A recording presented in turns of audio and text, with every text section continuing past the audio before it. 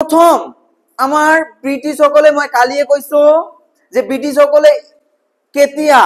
আমার ভারতবর্ষলৈ আইছিল যে আমার 1599 খ্রিস্টাব্দত তেওলোকে ইংল্যান্ডত এটা কোম্পানি স্থাপন করে কিহর কারণে ভারতত বাণিজ্য করার কারণে এই কোম্পানিটার নাম হল ব্রিটিশ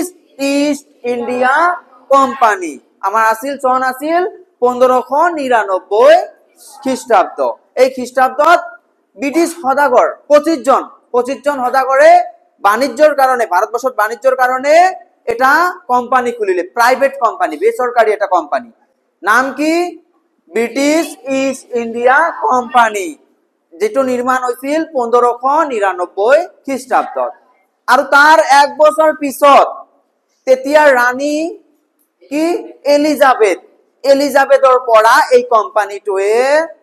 1600 খ্রিস্টাব্দত কি ললে অনুমতি ললে যে আমি আমার কিমান বছর করিব 24 বছর আমি ভারতত বাণিজ্য করিম কিন্তু ইফালে শুনি লবা 24 বছর আমি ভারতবর্ষত বাণিজ্য করিম কিন্তু ইংল্যান্ডৰ পৰা কোনো কোম্পানি গই আমাৰ লগত তুলনা দিব নোৱাৰিব বা আমাৰ লগত ব্যৱসায় কৰিব নোৱাৰিব ভারতত বা আমার এইবিলাক এছিয়া মহাদেশ বিলাকত যিবিলাক দেশ আছে এই দেশ বিলাকত কেৱল অকল কি কোম্পানি ৰাজ কৰিব ব্ৰিটিশ ইস্ট ইন্ডিয়া কোম্পানি বেলেগ কোম্পানি থাকিব কিন্তু ইংল্যান্ডৰ পৰা কোনো কোম্পানি আহিব নোৱাৰিব এইটো কি কৰিলে চুক্তি কৰিলে কাৰ লগত এলিজাবেথ ৰানী এলিজাবেথ কোনে চুক্তি কৰিলে এইটো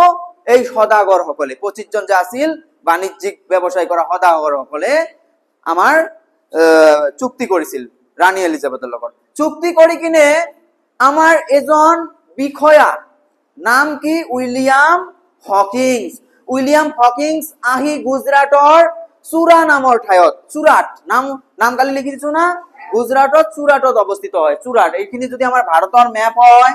ইয়াত আমাৰ গুজৰাট আছে গুজৰাটত এইখিনি জায়গাত এটু কি হয় চুৰাট এই চুৰাটত আহি কি হয় উপস্থিত